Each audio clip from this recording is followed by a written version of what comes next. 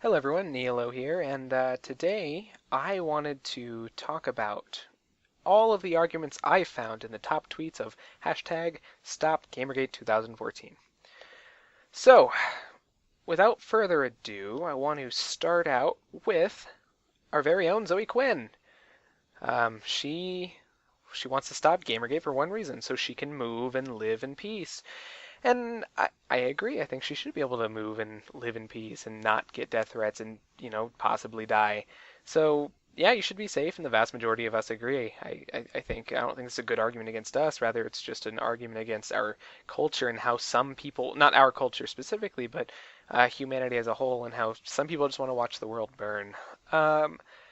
So, next up we have Movie Bob, the darling gentleman who has hated Gamergate in the past. So surely, this man of great standing on YouTube has an argument inside this ESA source he links.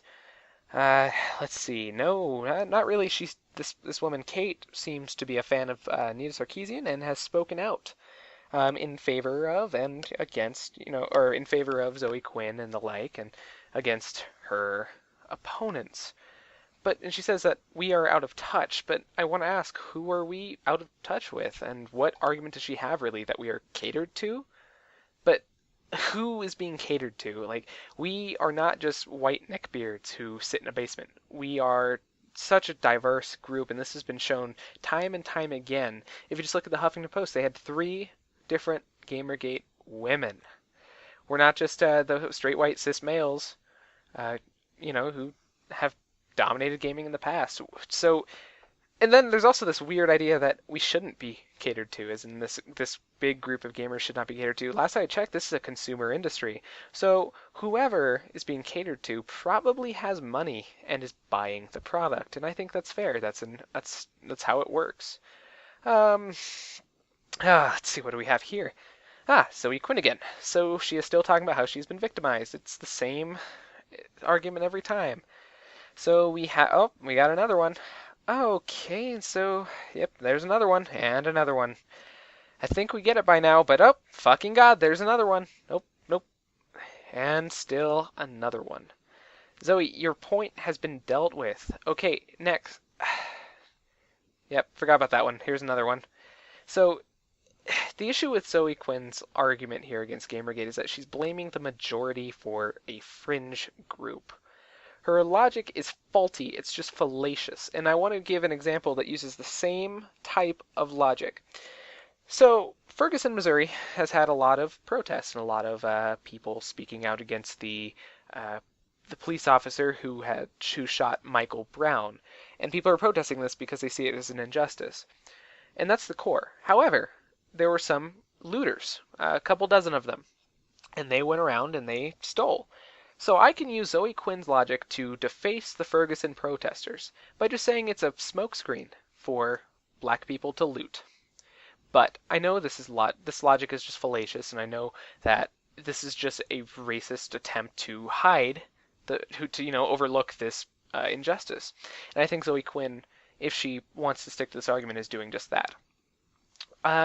And also, in between the two examples, I think we should be seeing more death threats because Twitter has no barrier to entry like Ferguson does. Ferguson, you have to actually drive there, and I don't think most of us want to go to Ferguson, Missouri. Whereas Twitter, I can just make an account within 5 minutes and do whatever I want with it. But we're not getting that many death threats, and I think for thousands of people, a few here and there, that's a good ratio. I'm not saying their threats are good, but I think it's definitely, we could have seen a lot worse, but we haven't, and I think that just goes to show that the core is there and not terrorists. So here we have Matt, who says that we are Goombas and that this tag is the invincibility star from Mario. So no real argument. I just kind of found it funny. And then this next one, we have this academic firecracker. He says we are used by terrorists. There isn't a real leader for Gamergate per se. Like, we have bigger voices, but what does that make all of us? Are we all the leaders, and would that make us all terrorists, or is he just mistaken, or is he kind of just insane? I'm hoping for the latter two, because I don't think we're all terrorists, and I don't think you want to make that claim. Here we have Davin. Davin says, lovely people are being kicked out. And I don't think this is true. At best, you can argue that the SJW ideologues like Anita Sarkeesian or Brianna Wu are, but I would not call them lovely, nor have they really left, and so I think you need to give better examples. Let's see, who's next? Miss Miss Boubet is saying women make contributions and should not be driven out. I agree. I don't think journalistic ethics and Gamergate as a whole would, our fight against journalistic ethics and Gamergate as a whole would disagree with this. We don't like an agenda being pushed, and I cannot think of women who just make contributions and are driven out for that reason. You do matter. I think the only people criticized are these modern femifascists who are not really for equality, but rather for like institutionalized feminism. But, oh, you're not really arguing for criticism. You're saying we make threats. So you almost had an argument, but we're not threatening people. You asserted it, prove it. So I don't think this argument has any merit. Again, it's just saying we're terrible people. So this next one I think is just hilarious. Our people have been doxxed too. Look at Boogie2988. Transphobia. Tons of Gamergaters identify as trans. One great example, and she's fairly prominent, is the Twitter handle is @HiddenTranny. She's the real deal. So what is your argument against what is clearly an intelligent and sane woman? See, it seems that your argument falls flat because they don't... what you're saying doesn't even follow. Our movement cannot be discredited based off the supposed threats that we're making. First off, it's the fringe, so it's not even the core. And outside of an emotional appeal, this does not logically follow. Just because you disagree with a way that someone attempts to share their view doesn't mean their view is wrong. You have to prove the view is wrong. So next time, please use your noggin. Let's see here. Blanket statements galore. So who's friends? Who are your friends that are being driven out, and what women are being driven out, and ultimately prove that these young women won't enter the industry. I think this is just an unsubstantiated emotional appeal. Next we have same point. Prove your point. Or reference someone. I doubt young girls are cowering in their beds about the horrifying Gamergaters. I think your mythical patriarchy already does this anyway. Let's see. Mike. I agree. That is criminal and should be punished, but I don't... you're blaming the core for the fringe again. This is just not fair. I already used the Ferguson example. So I think you should go tell those Ferguson protesters that argument I mentioned earlier. Otherwise, you're not going to be very logical, or you're just inconsistent. And also, we are reporting these. You can go look at Liana K. She talks about how Gamergaters are trying very hard to stop those harassing Anita Sarkeesian because they don't want their intentions to be muddied up by these people. So I think it's a fair argument that we aren't for this. So next, criticism. Ooh. Yeah, I think there's a war. They did start a war. Saying we are dead when we clearly are not is antagonizing us and trying to start something. Saying that we are dead when we are not, or when we're the ones reading it, for one, that's wrong. We're reading it. We're obviously not dead. We're not a dying group. We keep these sites supported. Yet 10 different sites did this all on the same day. That, I think, is an attack. It's from multiple fronts, and it backed us into a corner, and we had to fight. And you say diversity is not an SJW agenda. Well, actually, it is very commonly their agenda, but based on the context, you mean this diversity push is not. Well, I disagree. Tropes versus Women and its legion of Tumblr fans show this to be the case. I don't mind natural diversity changes in the market. We've seen this with TV commercials having more people of color, or even same-sex couples. But being PC and trying to avoid the evil femifascists is quite different. Oh, and you assume these death threats are a favorite weapon. I disagree, as do thousands of others. So link a good minority of us to it, and maybe I will give you some basis. Let's see. Oh, let's see. Wait. How has Brianna Wu, Anita Sarkeesian, and Zoe Quinn tried to critique the ethics or of gaming as a whole? Wu appeals to women in a workplace. Sarkeesian says women in games are being misrepresented and are shown as objects. Neither are moral issues in the market sense. Women can get into the field and change this.